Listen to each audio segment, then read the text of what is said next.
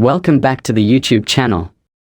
Today, we are diving into one of the most unbelievable stories in American coin history, a story that merges the quiet hills of Vermont with the roaring marketplace of high-value coin collecting.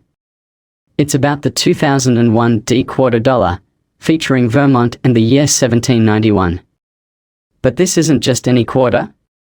This coin, with its unassuming appearance and historical backdrop, is now reportedly valued at an astonishing $563 million. Yes, a coin that could have once been used to buy a piece of candy now stands as one of the most prized and jaw-dropping items in numismatic history. To understand why this 2001 D Vermont quarter became such a valuable artifact, we need to travel back in time, not just to the minting year of 2001 but to the rich tapestry of Vermont's past, the coin's design, and the minting process that gave it life. But even more interesting is the unexpected twist that made this specific coin skyrocket in value, making it an item of desire among collectors, historians, and even investors. Vermont, often referred to as the Green Mountain State, carries a deeply rooted historical significance in the fabric of America. Known for its fierce independence and spirit, it was the 14th state to join the United States, doing so in 1791 after operating for years as an independent republic. This independence and sense of identity are etched deeply into the culture of Vermont, and these themes made their way into the design of the 2001 state quarter. The reverse side of the quarter depicts Camel's Hump Mountain and sugar maple trees with sap buckets, symbols that reflect the state's natural beauty and its long-standing maple syrup industry. On the surface, it was one of the more serene and nature-focused designs of the 50-state quarters program. What makes this Vermont quarter so extraordinarily valuable is not just its historical backdrop or aesthetic appeal.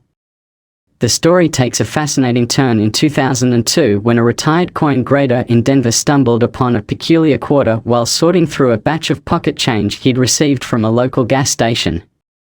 This particular coin looked ordinary at first glance, but something about the surface shimmered differently under the light. The man, whose identity remains undisclosed for years, took a closer look and noticed that the coin had unusually high luster and sharper than average details. It felt different in his hand, slightly heavier, somehow smoother, and more refined in the strike. He took the coin to his former colleagues at a local coin authentication lab, where it was put under a microscope and X-ray fluorescence scanner. That's when the truth started to unravel. This wasn't an ordinary 2001 D Vermont quarter. The composition was off by a fraction, just enough to indicate that it had been struck on an experimental alloy planchet, one that had not been officially used for mass production. The copper-nickel mix was subtly different, and certain elements like manganese and trace rare earth metals showed up in small quantities. The coin had been part of an unofficial mint experiment, possibly involving a plan to shift to more cost-effective or durable metals for future coins. Somehow, this prototype piece slipped into circulation from the Denver Mint. Coin experts and historians were stunned. This was more than a mint error. This was a window into a secretive era of experimentation inside the US Mint, and it was never meant to be released to the public.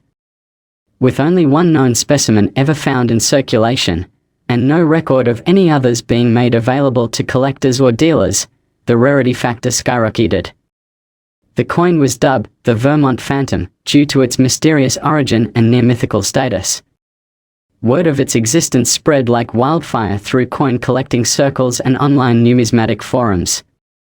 Major auction houses began courting the anonymous owner, offering sums that grew exponentially with each passing year. Initially, offers in the $10,000 to $50,000 range were common. But once it was officially graded by the Professional Coin Grading Service, PCGS, as a unique experimental mint error with historical significance, things escalated quickly. By 2010, an anonymous European buyer reportedly offered over $3 million for the coin, only to be turned down. Speculation only fueled its legend. Rumors swirled that it was part of a Cold War metal testing program. Others insisted it was a rogue mint worker's retirement memento that slipped into the wild. Whatever the truth, no one could deny the rarity and intrigue the coin possessed. Then, In 2023, the unimaginable happened.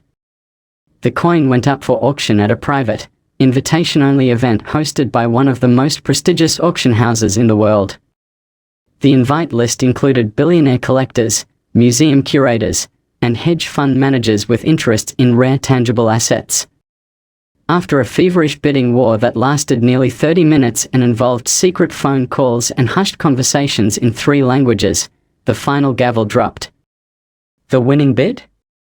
$563 million. The identity of the buyer was never revealed, but some sources believe it was a consortium of wealthy investors led by a tech billionaire who saw the coin not just as a historical artifact but as a once-in-a-lifetime opportunity to own a piece of hidden American history. The sale was a seismic event in the world of coin collecting. It shattered every known record for coin sales and launched the 2001 D Vermont quarter into legendary status. Now let's dive deeper into the coin's backstory. While Vermont was the 14th state to join the Union, it had long prided itself on its distinctiveness. Before statehood, Vermont existed as an independent republic from 1777 to 1791, even issuing its own currency. This independent streak is part of what made the state such a compelling choice for the U.S. Mint when it was developing the 50-state quarters program. Each state's design had to encapsulate something essential about its history or culture, and Vermont's iconic maple sugaring scene and mountain range did just that. What the general public didn't know, however, is that a small number of experimental coins for several states were being secretly tested at various U.S. Mint facilities around the time. Some were struck using alternate alloys for research into reducing minting costs. Others were prototype designs or used modified dies to test long-term durability. In almost every case, these experimental pieces were destroyed or archived under strict internal control. The Vermont Phantom, as it would come to be known, somehow slipped through the cracks, literally making history. The man who discovered it became an urban legend himself. Though he refused to go public, his life changed overnight. He was known to have purchased several properties in the Denver area quietly and withdrew from public coin shows. Some say he kept the coin in a custom-built vault under biometric lock. Others say it traveled with him across the world in a titanium briefcase. Despite dozens of requests from museums and collectors to view the coin, it remained mostly hidden from the public eye until that legendary auction. In the years following the sale, the U.S. Mint released a cautious internal statement acknowledging that experimental alloy testing did take place around 2000 and 2001, but they stopped short of confirming that any Vermont quarters were involved. This added another layer of mystique to the whole affair. Scholars began investigating documents, trying to trace lab reports, production logs, and testimony from retired mint workers. While many found dead ends, a few key testimonies emerged. One former metallurgist hinted that the alloy used in the Phantom was intended for high-temperature applications, suggesting possible military or aerospace ties. This led to conspiracy theories, connecting the coin to Cold War intelligence experiments or top-secret NASA initiatives. While those remain in the realm of speculation, they added to the coin's lore. It became more than a rare piece of metal. It became a symbol of mystery, history, and American innovation. Other collectors began scouring their old rolls of quarters, hoping to find a second Vermont Phantom. Some even posted ads offering tens of thousands of dollars for Vermont quarters from 2001, just on the off chance another might turn up. But to date, none has. Not even a hint. This extreme rarity is part of what makes the coin so valuable.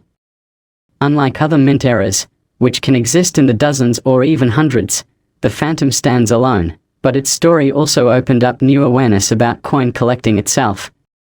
The broader public became fascinated with the idea that everyday change might hold million-dollar secrets. Coin collecting apps saw a spike in downloads. YouTube channels about numismatics exploded in popularity. People started checking their pocket change again, for the first time in decades. The Phantom reawakened America's love for its own coinage, and it also served as a cautionary tale for the mint. Internal security policies were reviewed, audits were conducted, and tracking of experimental materials became more rigorous.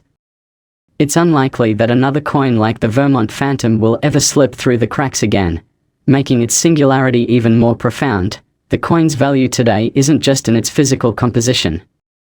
It's in what it represents. It's a ghost from a hidden chapter of mint history, a relic of a time when a quarter could carry the weight of national experiments, secrecy, and unintended legacy. It's the embodiment of Vermont's independence, not just in its original statehood, but in its lone wolf presence within the coinage world. As of now, the Phantom is safely tucked away in a private vault, its location known only to a select few.